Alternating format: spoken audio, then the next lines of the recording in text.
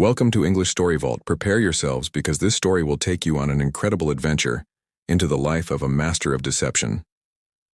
Let the story begin. This is the story of Victor Lustig, a man who executed countless cons to acquire money. As our story opens, Victor Lustig is en route to a legendary prison. The prison is Alcatraz. It is a formidable fortress on an island in the sea, renowned for being nearly impossible to escape. Victor Lustig was apprehended for orchestrating a massive counterfeit money operation. His forged currency was so expertly crafted that it was almost indistinguishable from real money. While counterfeiting is a serious crime, it wasn't the most audacious act Victor Lustig ever committed.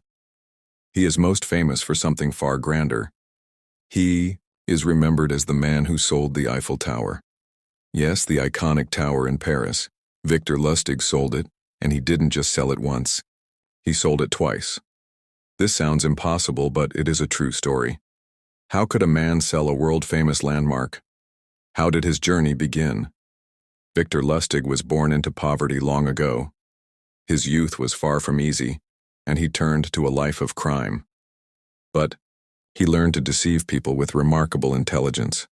Through his schemes, Victor Lustig became one of the most wanted men in the world. He traveled across many countries. He operated under numerous aliases. He conned the wealthy and the common person alike. This book will tell you the amazing true story of Victor Lustig. You will learn about his life, his ingenious cons, and how he was ultimately brought to justice. A tough start. Nobody is certain of Victor Lustig's real name. He used many aliases. Throughout his life, his childhood was unhappy. He grew up in a small, impoverished town. Victor claimed his parents were simple peasants who lacked enough money for basic necessities like food and clothing. His parents separated when he was around 8, and Victor disliked living with his relatives. At the age of 12, he ran away from home, abandoned his schooling, and began living on the streets of various cities. The conditions were harsh, and it was often bitterly cold. To survive, he had to beg for money or food. He also resorted to petty theft, stealing food to eat. He learned the art of pickpocketing. One evening, when Victor was about 13, he was rummaging through trash cans behind a fine hotel. On a balcony above, he saw wealthy patrons at a large party. Waiters served them an abundance of food. Victor watched as the rich guests barely touched the feast before heading back inside the hotel, leaving the food on the table. Victor was stunned. He saw all of that wasted food while he was starving and searching through garbage. In that moment, something inside Victor changed. He decided that if wealthy people could be so wasteful, he would never feel guilty about tricking them out of their money. He resolved to target those who had fortunes to spare. After this, Victor refined his criminal skills. He mastered various tricks and became an expert at card games, learning to cheat with swift, undetectable hand movements. He was arrested and imprisoned many times in different cities. But for Victor, prison was not wasted time. He used his sentences to read books and educate himself, aiming to appear intelligent and important to better execute his scams. Victor heard about America, a land described as being full of opportunities to get rich. He was determined to go there. So, he boarded a ship bound for America. On the voyage, a significant incident occurred. A sailor, angry that Victor was talking to his friend, slashed Victor's face, leaving him with a permanent scar. Later in life, he would claim he got it in a duel of honor. Also on that ship, Victor observed the many wealthy passengers traveling in first class. He realized they were ideal targets for his cons. He saw the transatlantic ships as the perfect hunting grounds for victims. He began traveling back and forth between Europe and America, swindling rich passengers. One of his favorite ploys was to pose as a music producer and solicit investments for fictitious shows. He made a substantial amount of money this way for several years. But then, the outbreak of World War I brought leisure travel on the ships to a halt, and Victor's maritime scams had to end. 3. Learning the tricks. Victor became increasingly skilled at deception. He mastered numerous card tricks and was exceptionally good at sleight of hand, allowing him to easily win money in games. He also ran cons on people he met on the street. The police apprehended Victor on many occasions, and he served time in prisons across several cities. But incarceration never deterred him. He utilized the time to learn, devouring books to cultivate an air of intelligence. This sophisticated appearance helped him deceive his targets more effectively, as he seemed to be a man of importance and knowledge. Victor heard tales of America, a land of new beginnings where a clever individual could amass a fortune. Determined, Victor boarded a large ship headed for the United States. On the journey, two pivotal things happened. First, a sailor scarred Victor's face in a dispute over a woman, leaving a permanent mark that Victor would later falsely attribute to a duel of honor. The second thing Victor learned was a crucial insight. He saw the immense wealth of the first-class passengers and realized the ships were a perfect environment for finding people to con. It was easy to engage them in conversation. For the next few years, Victor traveled back and forth on these ocean liners, making an easy living. A common trick he employed was to pose as a producer of musical shows. He would tell wealthy individuals he needed funding for a new production in a major city. People gave him their money for a show that was never real, and they lost their investment. But then the First World War began, and civilian ship travel ceased. Victor's shipboard cons were put on hold. When the war ended, Victor arrived in New York City, a changed man. He wore fine, expensive clothes and carried himself like a man of wealth and status. He introduced himself as Count Victor Lustig, claiming to be from a noble European family. He acted important and intelligent, and people believed his story. In 1919, Victor married a woman named Roberta. She remained with him even after discovering he was not a real count and that his income came from deceiving people. Victor was now prepared for bigger and more elaborate schemes. A new life in America. World War I had stopped the easy transatlantic travel, so Victor could no longer run his scams on the great ocean liners. After the war concluded, Victor made his way to New York City. He was transformed from the poor boy who had run away from home. In New York, Victor dressed in expensive tailored clothes, projecting an image of wealth and importance. He adopted the title Count Victor Lustig and presented himself as a European aristocrat.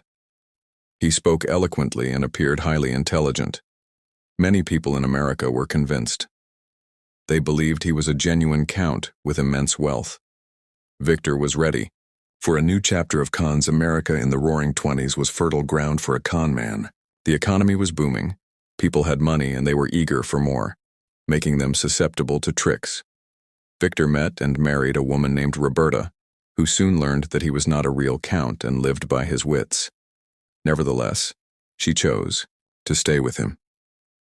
With a new look, a new name, and a new home in America, Victor was prepared to attempt much bigger scams than ever before. He aimed to make a fortune using his clever ideas, and the time was perfect for Count Victor Lustig to become one of history's most famous con artists. The money box trick. In the 1920s, with prosperity widespread in America, Victor Lustig devised a new con. He created a special device he called the magic money machine. Victor would tell wealthy individuals that this box could duplicate real currency, specifically claiming it could print perfect $100 bills. The machine was an impressive-looking box, adorned with metal dials and buttons. Victor would demonstrate its operation.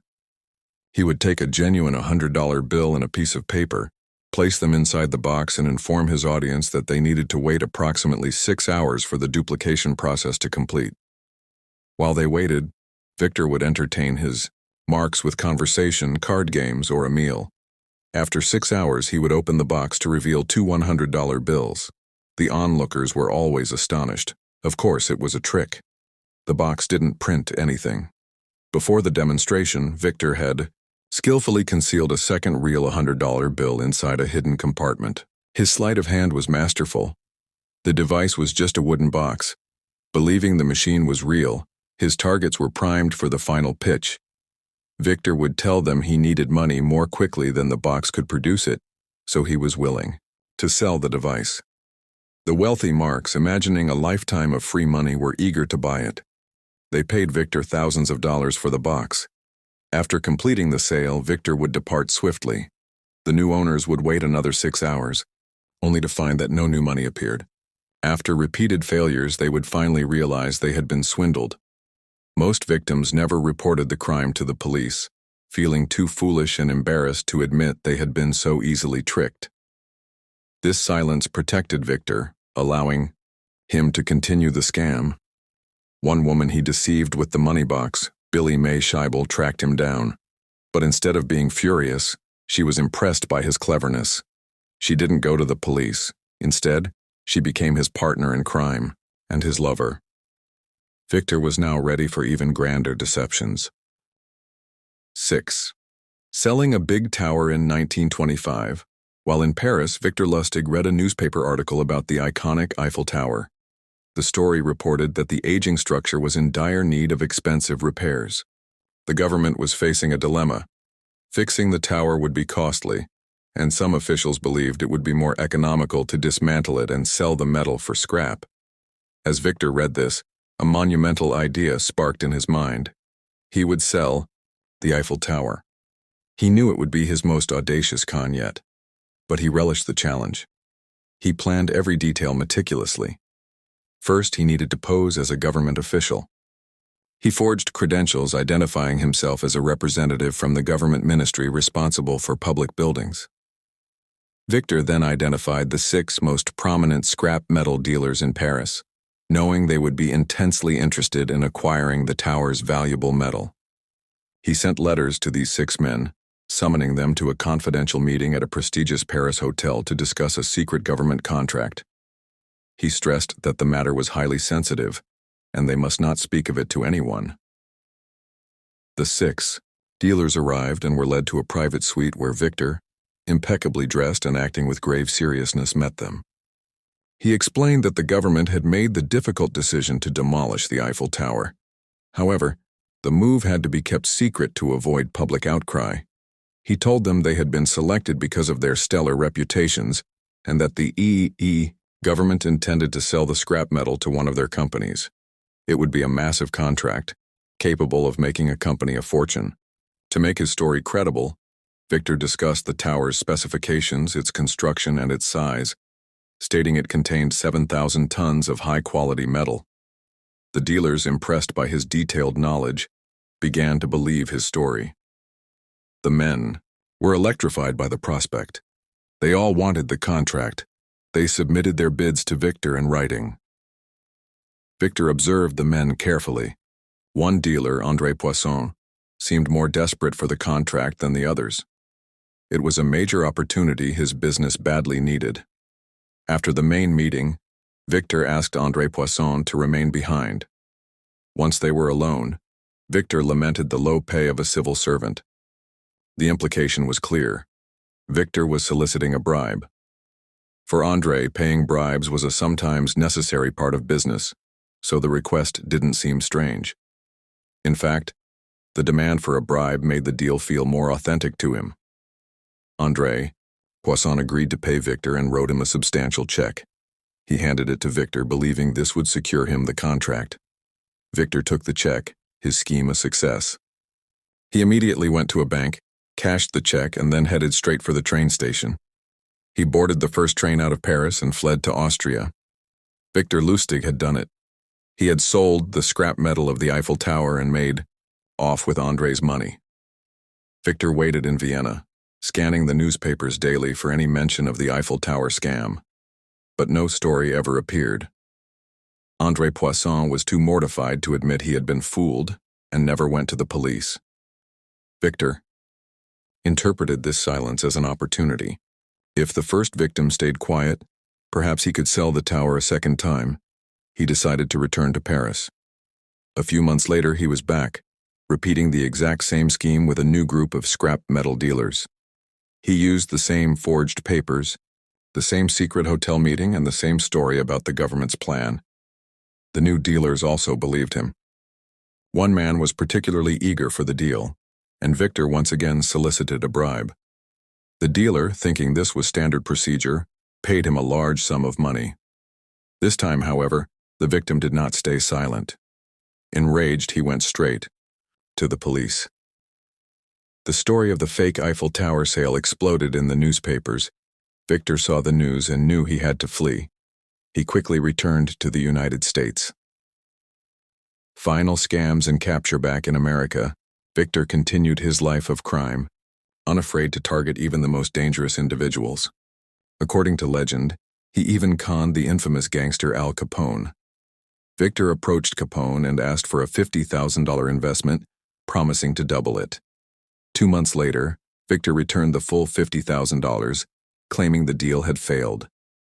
Capone, surprised by his apparent honesty in returning the money, gave Victor a $5,000 reward, which had been Victor's goal all along.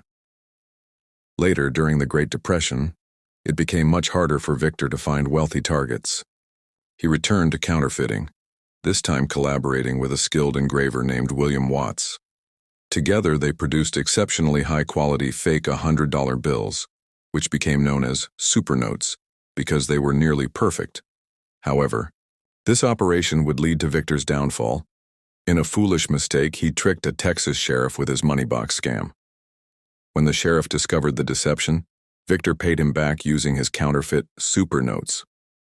This high-quality fake money was part of the massive operation with William Watts, which had circulated over $1 million in counterfeit currency, alarming the U.S. government. The Secret Service, tasked with stopping counterfeiters, feared Victor's operation was large enough to damage the American economy. A special task force was assembled to capture him. It is widely believed that his former lover, Billy May, betrayed him to the authorities, reportedly out of jealousy.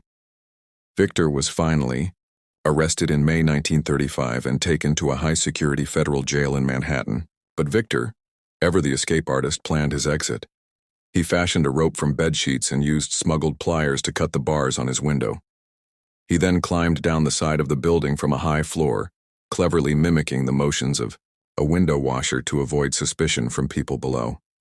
He even left a taunting note for the guards on his bed. His escape became famous, but his freedom was short-lived. The police recaptured him about a month later.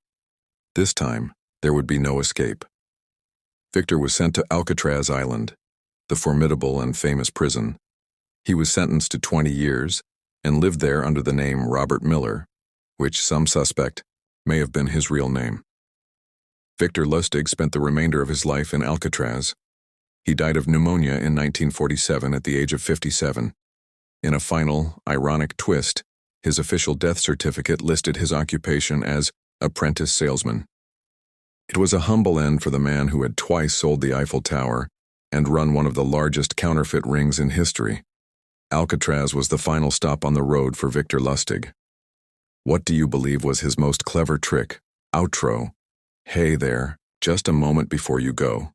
If you learned something new today, we would be grateful if you would like this video, share your thoughts in the comments, and subscribe to the channel. It takes only a second, and your support genuinely helps us create even better English videos for you.